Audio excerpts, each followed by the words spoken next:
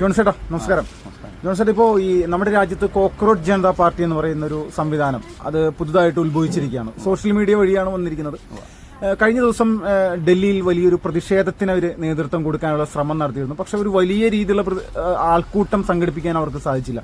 Social മീഡിയയിൽ 2 കോടി ആളുകൾ ഇൻസ്റ്റാഗ്രാമിൽ മാത്രം ഫോളോവേഴ്സ് ഉള്ള ഒരു സംവിധാനമാണ്. ഇപ്പോൾ BJP എന്ന് പറയുന്ന ഒരു രാഷ്ട്രീയ പ്രസ്ഥാനത്തിനെതിരെ മാത്രം സംസാരിക്കുന്ന ഒരു സംവിധാനമായിട്ട് അവർ മാറിയിരിക്കുകയാണ് പൂർണ്ണമായിട്ടും. BJPക്ക് എന്തെങ്കിലും പ്രശ്നം അല്ലെങ്കിൽ ഒരു പ്രതിസന്ധി 2029 പാർലമെന്റ് തിരഞ്ഞെടുപ്പിൽ ഇവർക്ക് ഉണ്ടാക്കാൻ സാധിക്കുമെന്ന് പ്രതീക്ഷിക്കുന്നുണ്ട്? ഇതിലെ നമ്മൾ മനസ്സിലാക്കേണ്ട കാര്യം വെച്ച് കഴിഞ്ഞാൽ ഇപ്പോൾ നിലവിലെ നമ്മൾ ഈ പറയുന്ന പോയിന്റ് ശരിക്കും നമ്മൾ ശ്രദ്ധിക്കുക. 140 കോടി ജനമുണ്ട് നമ്മുടെ ഇന്ത്യയിൽ. അതിലിപ്പോൾ 100 കോടിയോളം വോട്ടർമാരൊക്കെയാണ് വരാനുള്ള സാധ്യത. അതിൽ നമ്മൾ നോക്കി കഴിഞ്ഞാൽ ഒരു 70% വോട്ടിങ്. അപ്പോൾ ഒരു 70 കോടിയോളം ആളുകളൊക്കെയാണ് വോട്ട് ചെയ്യാനുള്ള സാധ്യതയുള്ളത്.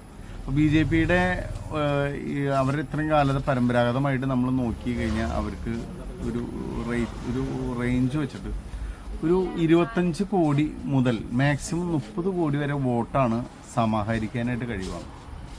ബാക്കി അവിടെ 40 കോടി വോട്ട് അപ്പുറത്തുണ്ട്. ഈ 40 കോടി വോട്ട് എന്ന് പറഞ്ഞു കഴിഞ്ഞാൽ പല പ്രതിപക്ഷ കക്ഷികൾ പലതരത്തിൽ വിഘടിച്ച് നിൽക്കുന്ന ഒരവസ്ഥയാണ് ഇന്ത്യയിലുള്ളത്. അപ്പോൾ ആ ഒരു അവസ്ഥയുള്ളതുകൊണ്ടാണ് BJPയുടെ അപ്രമാദിത്യം ഇന്ത്യയിൽ നിലനിൽക്കുന്നത്.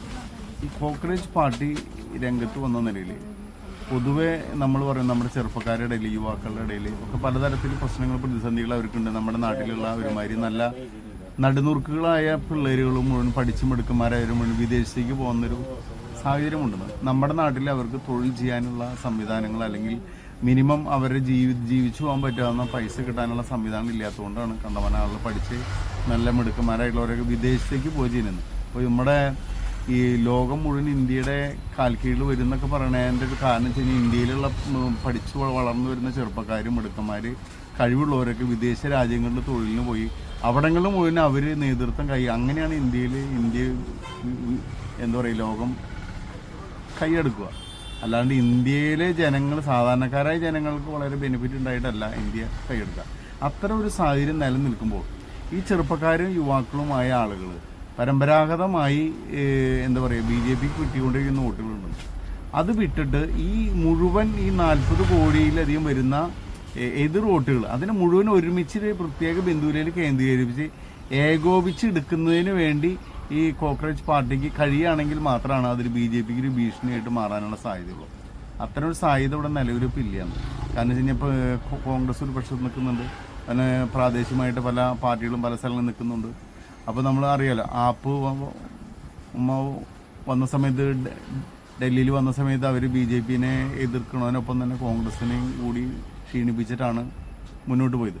എന്ന് പറഞ്ഞ പോലെ ഈ പുതിയ പാർട്ടി വരുമ്പോൾ പ്രാദേശികമായിട്ട് അതാത് സ്ഥലങ്ങളിലെ പ്രാദേശിക പാർട്ടികളെയും കൂടി നിലം പരിശാക്കിയിട്ട് അവർക്ക് മുന്നോട്ട് വരാനായിട്ട് സാധിക്കുള്ളൂ. കാരണം കേന്ദ്രീകൃതമായൊരു നേതൃത്വത്തിൽ ഇന്ത്യയിലെ എല്ലാ പ്രതിപക്ഷ കക്ഷികളും ഒറ്റക്കെട്ടാവുന്ന തരത്തിലേക്ക് വോട്ടിംഗ് പാറ്റേൺ വരുന്ന രീതിയിൽ ഇവർക്ക് നേതൃത്വം കൊടുക്കാൻ കഴിഞ്ഞെങ്കിൽ മാത്രമാണ് BJPക്ക് ഒരു ഭീഷണിയായിട്ട് വരാനുള്ള സാധ്യതയുള്ളൂ.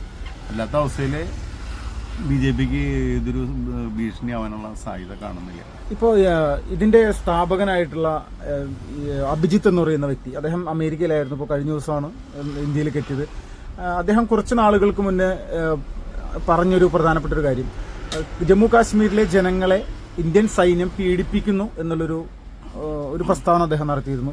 രണ്ടാമത്തത് കഴിഞ്ഞ ദിവസം നടത്തിയൊരു പ്രസ്താവന, BJP ഇന്ത്യയിലെ മുസ്ലിങ്ങളെ നശിപ്പിക്കുന്ന തരത്തിലേക്കുള്ള നിലപാടുകളുമായിട്ടാണ് മുന്നോട്ട് പോകുന്ന രീതിയിലേക്കുള്ള കാര്യങ്ങളാണ് പറയുന്നത്. സ്വാഭാവികമായിട്ട് ഈ അഭിജിത്തിനെ പോലെ ഒരു വ്യക്തി ഇതുപോലെ പറയുമ്പോൾ, അല്ലെങ്കിൽ കോക്രോച്ച് ജനതാ പാർട്ടി ഇതുപോലെ ഒരു പ്രസ്താവനകളും നിരന്തരമായിട്ട് ഇതുപോലെ സോഷ്യൽ മീഡിയയിൽ പറഞ്ഞുകൊണ്ടേയിരിക്കുമ്പോൾ ഇവിടുത്തെ ഹൈന്ദവ സമൂഹം, പ്രത്യേകിച്ച് ഇവിടുത്തെ ഭൂരിപക്ഷം വരുന്ന ജനത ഈ ഒരു സംവിധാനത്തെ ഏത് രീതിയിൽ കാണാനാണ് ശ്രമിക്കുക? അല്ലെങ്കിൽ BJP ഈ ഒരു ഹിന്ദു സമൂഹത്തിനിടയിലേക്ക് ഈ കോക്രോച്ച് ജനതാ പാർട്ടിയെ എങ്ങനെയായിരിക്കും മുന്നോട്ട് വെക്കുക? ഇവിടെ നമ്മുടെ നാട്ടിൽ നിത്യ ജീവിതവുമായി ബന്ധപ്പെട്ട ആയിരക്കണക്കിന് പ്രശ്നങ്ങളുണ്ട്, വിഷയങ്ങളുണ്ട്. അപ്പോൾ അത്തരം വിഷയങ്ങളെ മുഴുവനും മാറ്റി നിർത്തിക്കൊണ്ട് ജാതീയത അല്ലെങ്കിൽ വർഗീയത അല്ലെങ്കിൽ ദേശീയത എന്നുള്ള തലത്തിലേക്ക് മാത്രം വിഷയങ്ങൾ പോവാതെ കോക്രോച്ച് പാർട്ടിക്ക് നമ്മൾ നിത്യജീവിതവുമായി ബന്ധപ്പെടുന്ന അല്ലെങ്കിൽ നമുക്ക് ഇപ്പോൾ അവർ രംഗത്ത് വന്നുള്ള കുട്ടികളുടെ CBS പരീക്ഷ അല്ലെങ്കിൽ ഈ ഇത്തരം വിഷയങ്ങളുമായിട്ടാണല്ലോ ബന്ധപ്പെട്ടുള്ളത്. പൊതുജനങ്ങളെ ബാധിക്കുന്ന വിഷയങ്ങൾ നമുക്കറിയാം. നമ്മുടെ നിത്യജീവിതത്തിൽ നമ്മൾ ഇന്ത്യയിൽ 140 കോടി ജനമാണെങ്കിലും അതിൽ 2-3 കോടി ജനങ്ങളാണ് സാമ്പത്തികമായിട്ട് ഭദ്രതയിൽ നിൽക്കുന്ന ആൾ. പിന്നെ ഭൂരിപക്ഷം ആൾ ഒരു പരിധിവരെ ഇടത്തരക്കാരാണ്. അത് വിട്ടിട്ട് പിന്നെ ഒരു എന്താ പറയുക, ഒരു 50-60 കോടിയോളം എന്ന് പറയുന്നത് ജീവിക്കാൻ തന്നെ പാകില്ലാത്ത ജനങ്ങളാണ്. അപ്പം അത്തരം ആളുകളുടെ പ്രശ്നങ്ങൾ, അവരുടെ വിഷയങ്ങൾ, ആ വിഷയങ്ങളിലേക്ക് അഡ്രസ്സ് ചെയ്തുകൊണ്ട് അതിനെ മുന്നോട്ട് കൊണ്ടുപോകുന്ന രീതിയിലാണെങ്കിൽ ഒരു പക്ഷേ എന്താ പറയുക, ഈ കാശ്മീരിലെ വിഷയം, പാകിസ്ഥാനിലെ വിഷയം, മുസ്ലിം വിഷയം, ഇത്തരം വിഷയത്തിനെ മറികടന്നുകൊണ്ട് അവർക്ക് മുന്നോട്ട് പോകാൻ സാധിക്കും. പക്ഷെ അതിന് അവർ തയ്യാറുണ്ടോ? ഇന്ത്യയിലെ ജനങ്ങളുടെ എന്താ പറയുക, നിത്യജീവിതവുമായി ബന്ധപ്പെടുന്ന വിഷയമാണോ അവരുടെ വിഷയം, അതല്ല വേറെ ഏതെങ്കിലും തരം അജണ്ടയാണോ എന്നുള്ളത് നമുക്ക് തൽക്കാലം പറയാൻ പറ്റില്ല. അത് അവരെ യഥാർത്ഥ ലക്ഷ്യങ്ങൾ, ടാർഗറ്റുകൾ പുറത്തേക്ക് വരാനായിട്ട് സമയമെടുക്കും. അപ്പോൾ ഇപ്പം നമ്മൾ ഇപ്പോഴത്തെ അവരുടെ എന്താ പറയുക, ശ്രദ്ധ പിടിച്ചു പറ്റാൻ വേണ്ടി അവർ പലതും കാട്ടിക്കൂട്ടുന്ന നീക്കം കണ്ടിട്ട് അവരെ നമുക്ക് വിലയിരുത്താനായിട്ട് ഇപ്പോൾ നമുക്ക് സാധിക്കും. ഇപ്പോൾ ഈ ഇന്ത്യയിലെ പ്രധാനപ്പെട്ട രാഷ്ട്രീയ പാർട്ടികളാരും പരസ്യമായിട്ട് ഇവർക്കൊരു പിന്തുണ കൊടുക്കാത്തൊരു സാഹചര്യമുണ്ട്. സ്വാഭാവികമായിട്ട് BJP എന്ന് പറയുന്നൊരു പാർട്ടി ഈ കോക്രോച്ച് ജനതാ പാർട്ടിയെ മുൻനിർത്തിക്കൊണ്ട്, അല്ലെങ്കിൽ അവരുടെ ഒരു സാന്നിധ്യത്തിൽ കൂടുതൽ സീറ്റുകൾ നേടിയെടുക്കാനുള്ള തന്ത്രപരമായിട്ടുള്ള നീക്കങ്ങൾ നടത്തും എന്നുള്ളൊരു ഭയപ്പാടായിരിക്കും, അല്ലെങ്കിൽ പ്രതിപക്ഷ വോട്ടുകളിൽ വലിയ വിള്ളലുണ്ടാക്കാനുള്ള സാഹചര്യം ഉണ്ടാകും എന്നുള്ളതിൻ്റെ പേരിലായിരിക്കും രാഹുൽ ഗാന്ധി അടക്കമുള്ള ആളുകൾ പരസ്യമായിട്ട് ഇവരുടെ ഒരു സമരമുഖത്തേക്ക് മുന്നോട്ട് വരാൻ രാഹുൽ ഗാന്ധി അടക്കമുള്ള ആളുകൾ മടിക്കുന്നത്. ഇതിൽ നമ്മൾ ആപ്പ് രംഗത്ത് വന്ന സമയത്ത് ശരിക്കും പറഞ്ഞാൽ ഏറ്റവും കൂടുതൽ BJPക്കാൾ ഉപരിയായിട്ട് ബാധിച്ചത് കോൺഗ്രസിനെയാണെന്ന്. കാരണം നമ്മൾ ഗുജറാത്തിൽ, അതുപോലെ പഞ്ചാബിൽ, അതുപോലെ ഡൽഹിയിൽ കോൺഗ്രസ് ഭരിച്ചിരുന്ന സർക്കാരുകളാണ് ആപ്പിലേക്ക് പോയിട്ടുള്ളത്. അതുകൊണ്ട് BJPക്ക് എതിരെ നിൽക്കുന്ന 40 കോടിയോളം വോട്ടർമാരുണ്ട്. നമ്മൾ നേരത്തെ പറഞ്ഞു ഒരു 25-30 കോടിയാണ് BJPക്ക് മാക്സിമം കിട്ടാൻ സമാഹരിക്കാൻ കഴിയുന്ന വോട്ടുന്നത്. അവിടെ എതിർവശത്ത് 40 കോടിയോളം വോട്ടുകളുണ്ടെന്ന്. അത് പല മേഖലയിലായിട്ട് വിഘടിച്ച് നിൽക്കുന്ന അവസ്ഥയാണെന്നുള്ളത്.